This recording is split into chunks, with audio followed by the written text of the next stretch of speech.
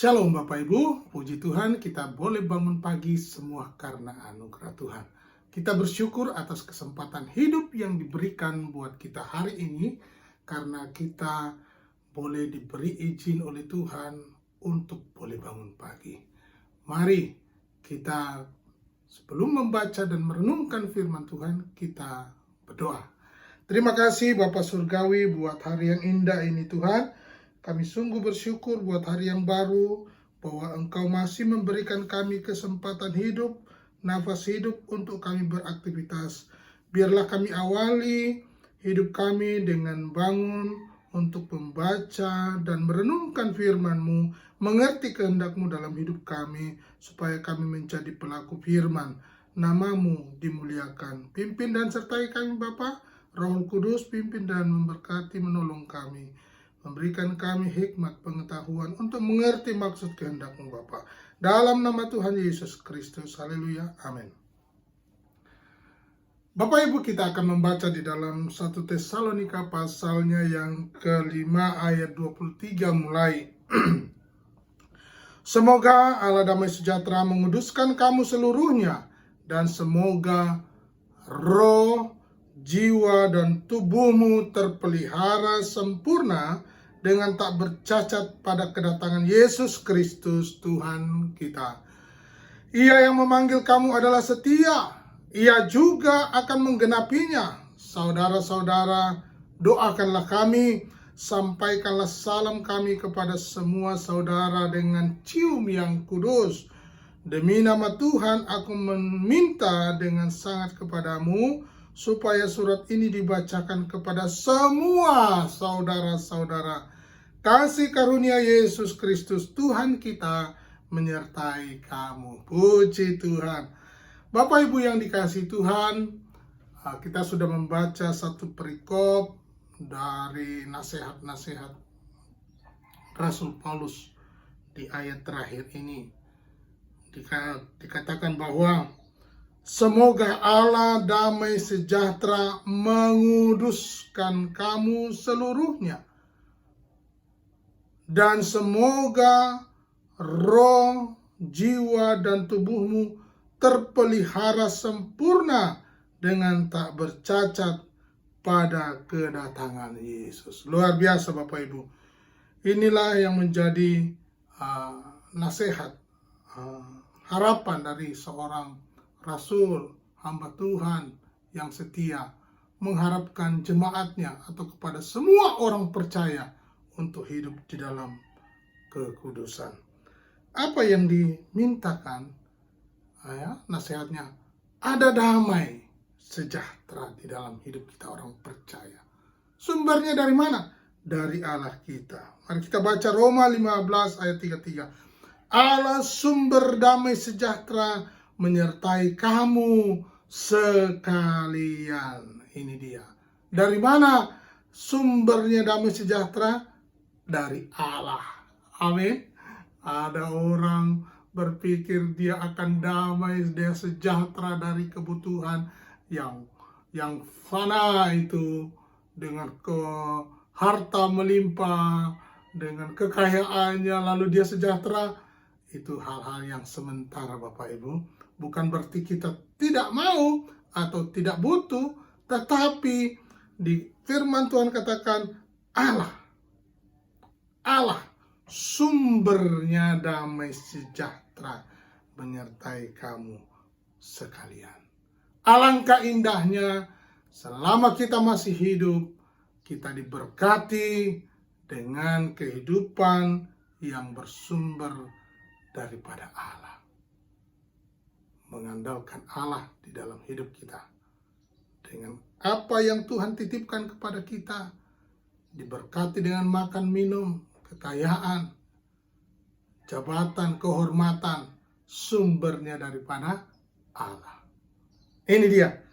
Nah, kemudian dikatakan roh dan jiwa. Apa yang Allah harapkan dalam hidup kita? Roh dan jiwa. Ibrani pasal 4 ayat 12 berkata, sebab firman Allah hidup dan kuat, dan lebih tajam daripada pedang bermata dua manapun, Ia menusuk amat dalam sampai memisahkan jiwa dan roh, sendi-sendi dan sumsum. Ia sanggup membedakan pertimbangan dan pikiran hati kita. Sebab firman Allah hidup dan kuat dan lebih tajam daripada pedang bermata dua manapun. Ini dia Bapak. Kita bersyukur bahwa kerinduan seorang hamba Tuhan untuk mengingatkan kepada orang-orang percaya di dalam Kristus untuk terpelihara roh dan jiwa. Kenapa Bapak Ibu? Karena Allah hidup dan kuat dan lebih tajam. Dia bisa mampu untuk menusuk amat dalam sampai memisahkan jiwa dan roh. Dia tahu betul isi hati pikiran kita Bapak Ibu. Apakah kita murni ataukah kita berbuat motivasi yang lain. Ini yang Tuhan ingin tunjukkan, bahwa Dia Allah yang kuat, lebih tajam daripada pedang bermata dua. Ya, harapan ke depan supaya kita hidup di dalam kekudusan, dibaharui tubuh, jiwa, dan roh kita dari sehari ke sehari. Apalagi yang diharapkan, dikatakan kita ditemui tak bercacat. Ya, kiranya Dia menguatkan hatimu supaya tak bercacat dan kudus di hadapan Allah dan Bapa kita pada waktu kedatangan Yesus Tuhan kita dengan semua orang kudusnya. Apa yang dirindukan oleh seorang hamba seperti Rasul Paulus? Yaitu dia mengharapkan supaya jemaatnya di Tesalonika hidup dalam kekudusan. Ya, di 1 Tesalonika 3 ayat 13 berkata, kiranya Dia menguatkan hatimu supaya tak bercacat dan kudus di hadapan Allah dan Bapa kita pada waktu kedatangan Yesus Tuhan kita dengan semua orang kudusnya. Pertanyaannya, setengah kudus atau tidak kudus? Boleh layak? Tak boleh Bapak Ibu. Jadi yang diharapkan adalah kekudusan. Ya, Dia adalah kudus. Oleh karena itu, kita pun juga harus hidup dalam kekudusan. Dengan kekuatan sendiri pasti tak mampu. Kita butuh pimpinan Roh Kudus. Kita butuh komitmen. Ini dia. Tuhan mau supaya kita hidup dalam kekudusan. Dengan cara apa? Dikatakan menguatkan hati supaya tak bercacat dan kudus di hadapan Allah dan Bapa kita pada waktu kedatangan Yesus Tuhan kita dengan semua orang kudusnya. Banyak tantangan di dalam hidup ini, banyak kesempatan di dalam hidup ini, banyak peluang, banyak perubahan yang terjadi.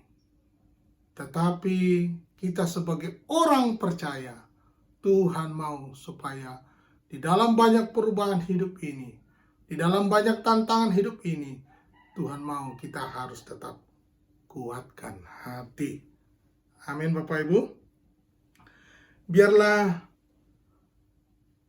di dalam nasihat-nasihat ini, pagi hari ini, kita mau merindukan dan mengharapkan apa yang Tuhan mau dalam hidup kita.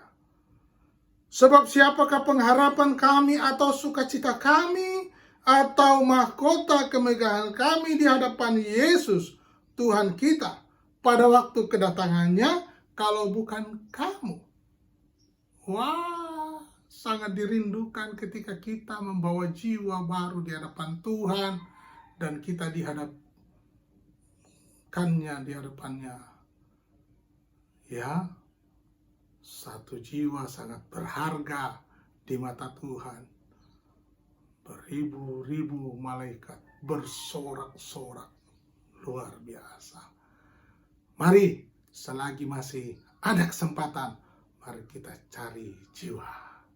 Sampaikan kabar baik, kabar kebenaran itu, kabar Injil itu. Kebenaran dialah yang kita percayai, yaitu Yesus Kristus Tuhan kita. Tuhan memberkati.